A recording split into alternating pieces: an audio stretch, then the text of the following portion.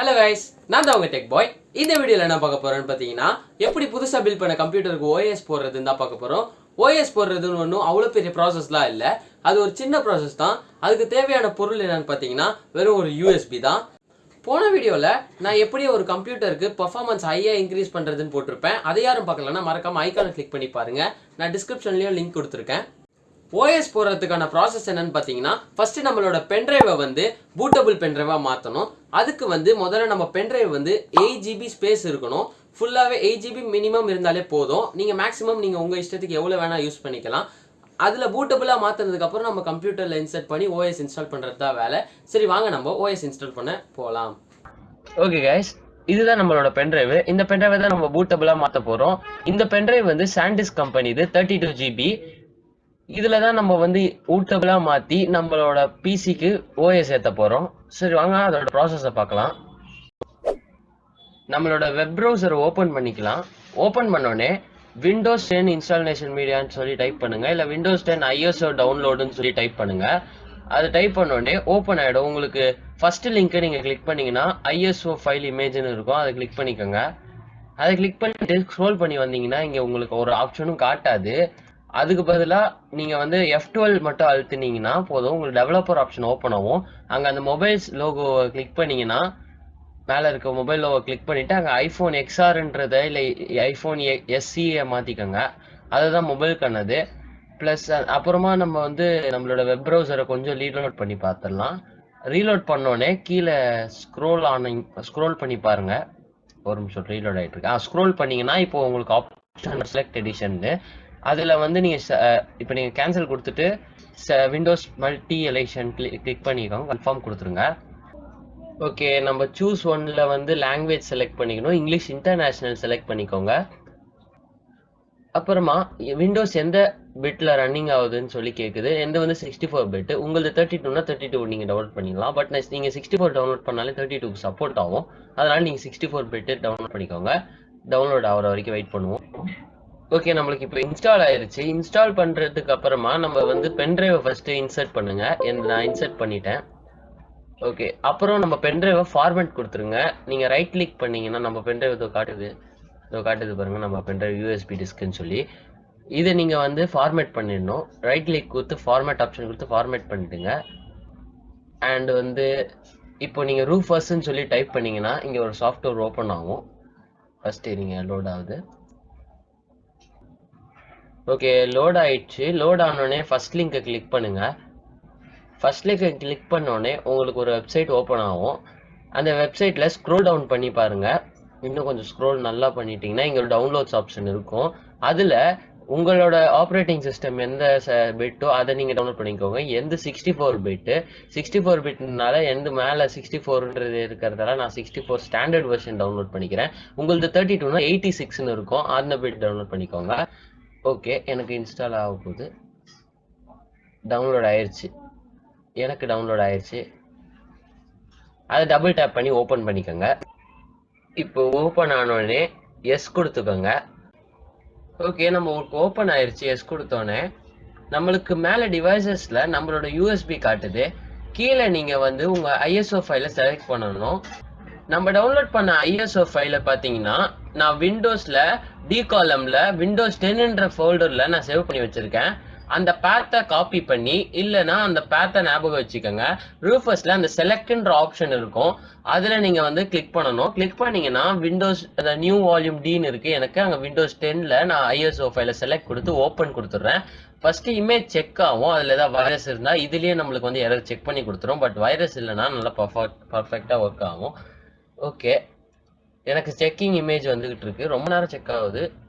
இது ஒரு 2 மினிட்ஸ்க்குள்ள முடிஞ்சிடும். ஓகே, எனக்கு முடிஞ்சிருச்சு. முடிஞ்சோடனே மேலே ஜிபிடின்னு இருக்கும், அதில் வந்து எம்பிஆர்னு இருந்தால் ஜிபிடின்னு மாற்றிக்கோங்க. அதில் யூஇஎஃப்ஐன்னு அந்த பூட் மோடை யூஸ் பண்ணிக்கோங்க. அப்புறம் வால்யூமில் மாற்ற வேணாம் எதுவும். அதில் என்டிஎஃப்எஸ்னே இருக்கட்டும், இது டிஃபால்ட் அலோகேஷனே இருக்கட்டும். அண்ட் எல்லாமே பர்ஃபெக்டாக இருந்தோடனே இதில் மேலே இருக்கிறத விண்டோஸ் ஸ்டாண்டர்ட் இன்ஸ்டாலேஷன் மட்டும் கொடுத்துக்கோங்க. அப்புறம் ஸ்டார்ட் கொடுத்தீங்கன்னா உங்களோட பென்ட்ரைவில் இருக்க எல்லா டேட்டாவும் எரேஸ் ஆகுதுன்னு நோட்டிஃபிகேஷன் வருது. அதை நீங்கள் ஓகே கொடுத்து அக்செப்ட் பண்ணிக்கோங்க. ஏன்னா நம்ம பென்ட்ரைவில் ஒன்றுமே இல்லை, ஃபுல்லாக எம்டி டிஸ்காக தான் இருக்குது. நான் அக்செப்ட் கொடுத்தோடனே எனக்கு ஸ்டார்ட் ஆக ஆரம்பிச்சிருச்சு. இந்த ப்ராசஸ் வந்து ஒரு 10 to 20 மினிட்ஸ் ஆகும்.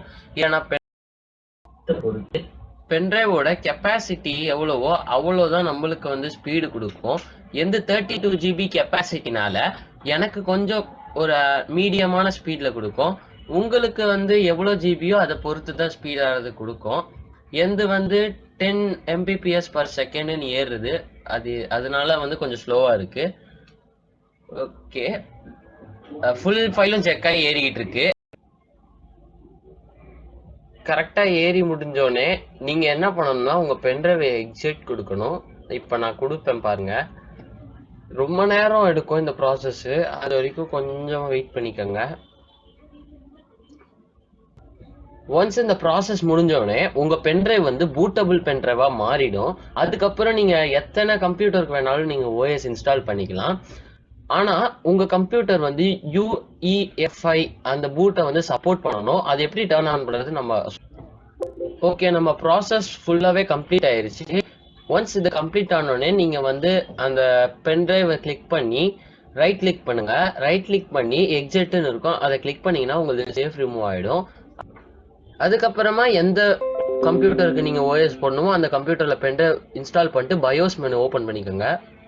ஓகே, நம்ம பயோஸ் மெனு ஓப்பன் பண்ணியாச்சு. பென்ட்ரைவை போட்டுட்டு அதில் எனக்கு வந்து எங்கே அந்த UEFI மோட் எங்கே இருக்குன்னு பார்த்தீங்கன்னா ஸ்டார்டிங்லேயே அட்வான்ஸில் கீழே கிட்ட வந்தால் இன்டெல் விஷுவலைசேஷன் டெக்னாலஜின்னு இருக்கும். அதை நீங்கள் எனேபிள் பண்ணாலே போதும்.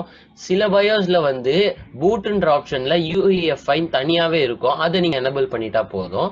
எனக்கு வந்து இந்த இன்டெல் விஷுவலைஸ் டெக்னாலஜி எனேபிள் பண்ணாலே போதும். இப்போ நான் எனேபிள் பண்ணிட்டேன். எனேபிள் பண்ணோடனே CPU கான்ஃபிகர் வெளியில் வந்துட்டு இந்த பூட்லேயே இருக்கும் எல்லாருக்கும். அண்ட் எனக்கு சேவ் அண்ட் எக்ஸிட் கிளிக் பண்ணிவிட்டு எஸ் கொடுத்துருங்க. எஸ் கொடுத்தோடனே எனக்கு வந்து இப்போ வந்து பூட் ஸ்டார்ட் ஆக ஆரம்பிக்குது. இதுதான் என்னோட பூட் மெனு. நான் பூட் மெனுவில் என்னோட பென்ட்ரைவை செலக்ட் பண்ணிவிட்டு ஓகே கொடுத்துட்டேன். அவ்வளோதான், ரன் ஆகுது. விண்டோஸ் ரன் ஆகிடுச்சு. ஓகே, இன்ஸ்டாலேஷன் மீடியா ஓப்பன் ஆயிடுச்சு. இப்போ ஓகே கொடுத்துட்டு இன்ஸ்டால் நவ் பட்டனை கிளிக் பண்ணுங்கள். Setup is starting. இங்கே வந்து உங்கள் ப்ராடக்ட் கீ கேட்கும். என்கிட்ட ப்ராடக்ட் கீ இல்லை அப்படின்னு சொல்லி போடுங்க. அப்புறம் நீங்கள் வந்து இதை செலக்ட் பண்ணது விண்டோஸ் 10 ப்ரோ செலக்ட் பண்ணிக்கோங்க. ஏன்னா எல்லாத்தோட விண்டோஸ் 10 ப்ரோ நல்லா பர்ஃபார்மன்ஸ் கொடுக்கும். Okay, I accept and terms and conditions கொடுத்துருங்க. அப்புறம் கஸ்டமைஸ் இன்ஸ்டாலேஷன் கொடுத்துட்டு நான் வந்து இப்போதைக்கு என்னோட 20 GB ஹார்ட் டிஸ்க் தான் போட்டிருக்கேன். அதுவே போதும். இப்போ சும்மா நான் உங்களுக்கு காட்டுறதுக்காக அதை நீங்கள் டெலீட் பண்ணிட்டு நியூ கொடுத்தீங்கன்னா தானாகவே உங்களுக்கு வந்து பார்ட்டிஷன் கிரியேட் பண்ணிடும். அது ஒரு எரர் வராது. அதை கிரியேட் பண்ணிட்டு பிரைமரி பார்ட்டிஷனில் நீங்கள் வந்து இன்ஸ்டால் பண்ணாலே போதும், இன்ஸ்டால் ஆகிடும். இந்த ப்ராசஸ் வந்து ஒரு 1/2 an hour to 45 minutes ஆகும். அது முடிகிற வரைக்கும் கொஞ்சம் பொறுத்து தான் ஆகணும். அப்போ தான் ஃபுல் இது வந்து காப்பி ஆகும் நம்ம ஹார்ட் டிஸ்க் ஃபுல் விண்டோஸ் ஃபைலும்.